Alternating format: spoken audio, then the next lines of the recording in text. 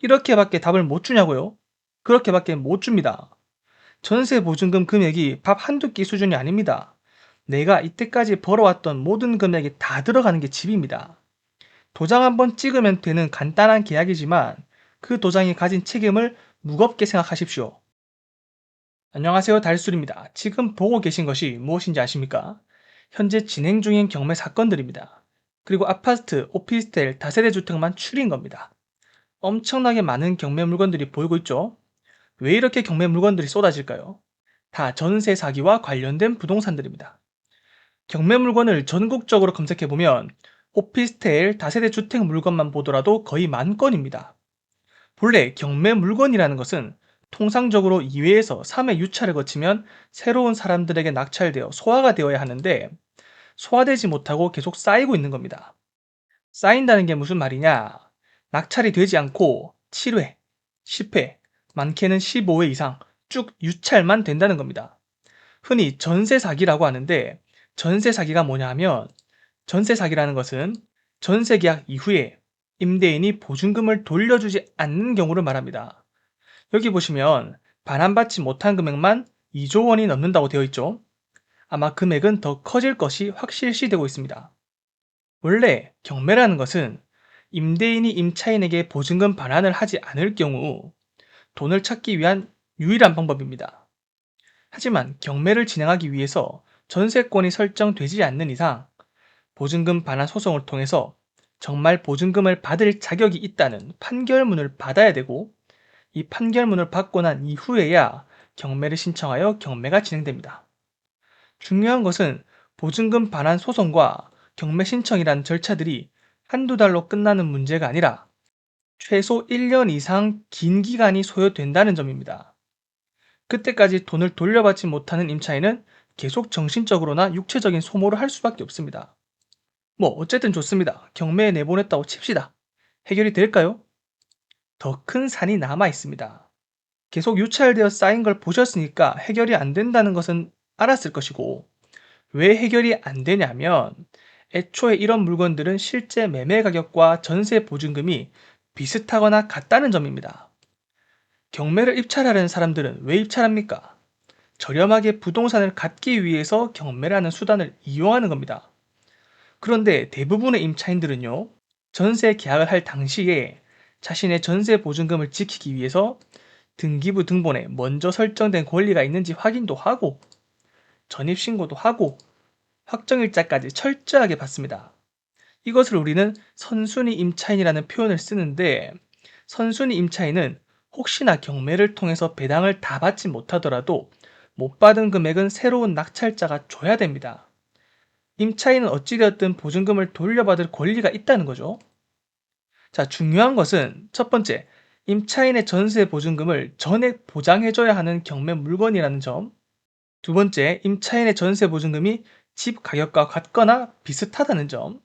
이 두 가지를 고려했을 때 입찰하는 사람은 결국에 시세와 동일하게 부동산을 매수하는 꼴이 되어버립니다. 그렇죠? 그럴 바에야 부동산을 통해서 내가 원하는 인테리어 확인하고 층, 호수 확인하고 사는 것이 이득이 아닐까요? 따라서 입찰을 꺼려하는 것이 아니라 아예 하지 않습니다. 자, 지금 이 사례를 보시면 3,200만 원짜리 아파트가 100만 원까지 떨어져서 우리가 100만 원에 산다 하더라도 임차인의 전세 보증금 3,500만 원을 전액 보장해줘야 되기 때문에 그렇게 된다면 100만 원에 산 게 아니라 집값보다 더 비싼 3,500만 원에 사게 되는 겁니다. 임차인은 결국 경매에 내보내게 되더라도 입찰하는 사람이 없어서 돈을 돌려받지 못하게 됩니다. 이런 경우는 셀프 낙찰이라는 결과로 이어지게 됩니다. 그리고 보증보험에 가입한 임차인의 경우에는 다행히 보험을 통해서 돈을 돌려받아 다행이지만 다시 이 돈을 회수해야 하는 보증보험사의 경우에는 회수가 되지 않으니 이런 식으로 주택 임차권 등기를 말소하는 것에 동의한다는 확약서를 제출함으로써 즉 다른 말로 대항력을 포기함으로써 최소한의 돈이라도 회수를 하려고 하고 있습니다. 이게 무슨 말이냐면 전액 배당을 받지 못하더라도 못 받은 금액을 낙찰자가 안 줘도 된다 이겁니다. 그렇게 되면 애초에 입찰을 할 수 없었던 부동산이었는데 임차인에 대한 부분을 신경 쓰지 않아도 되니까 입찰자는 이제 무조건 나옵니다. 낙찰은 무조건 돼요. 대신에 이 전세보증금 전액 회수하기는 힘들 겁니다. 그래도 얼마 정도는 받을 수 있기 때문에 차선의 선택을 한 것이라고 보면 됩니다. 자, 그러면 이러한 일이 발생하게 된 배경은 뭐냐? 자, 여기서부터는 사람들마다 생각이 다를 수 있어요. 저의 생각을 말하는 것이니까 필요에 따라서 거를 부분은 걸러서 이해하시면 되겠습니다.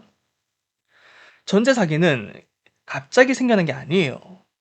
꾸준히 있어 왔습니다. 일반적인 전세 계약에 있어서 계약 만료 시점에 임대인의 재정 상황이 악화되어 계약 만료 시에 보증금 반환을 할 처지가 안 돼서, 그리고 팔리지도 않아서 임차인이 경매에 넘기는 경우 많습니다. 이런 게 특별한 케이스가 아닙니다. 충분히 나올 수 있는 일들이에요. 그런데 이 정도로 파격적이고 폭발적이고 악의적이지는 않았습니다. 아마 시작은 부동산 가격이 미친 듯이 급등하면서부터라고 생각합니다. 여러분들도 생각해 보시면 급등했을 시점에서 부동산을 안 사는 게 오히려 이상했습니다. 그리고 뭐 있었습니까? 너도 나도 전세가율이 높은 아파트 찾아다녔죠. 그리고 취득세가 저렴한 공시지가 1억 이하 아파트 찾아다녔죠. 왜? 전세 끼고 저렴하게 사면 2년 뒤에는 무조건 가격이 오르기 때문에 더 높은 전세금으로 임차인을 받을 수 있고, 아니면 팔고 차액으로 수익을 거두면 되니까요. 자, 이 사례를 한번 볼게요. 임차인 전세 보증금 얼마입니까? 3억 3천만 원이죠. 소유권 이전 얼마입니까? 3억 3천만 원입니다. 전세 보증금을 그대로 떠안고 매매된 겁니다. 실질적으로 들어간 돈 얼마입니까? 0원입니다. 나중에 임차인에게 이 돈 어떻게 돌려주려고 이런 생각 안 합니다. 왜요? 2년 뒤에 오를 건데 전세 보증금 더 높게 받으면 되는데 뭐 무슨 걱정이야, 이런 거죠. 이런 식으로 공짜로 부동산을 매입할 수가 있으니까 부동산을 한 채요? 아닙니다. 10채요? 수백 채 늘리는 겁니다. 말이 안 되죠. 근데 그게 가능했었다고요. 자, 여기서 이런 것들이 가능한 아파트, 오피스텔의 특징들 나왔죠. 뭡니까? 초기 비용을 어떻게든 최소화시켜야 되기 때문에 매매 가격과 전세 가격이 비슷해야 한다는 겁니다. 근데 지금 어떻습니까? 부동산 급락했죠.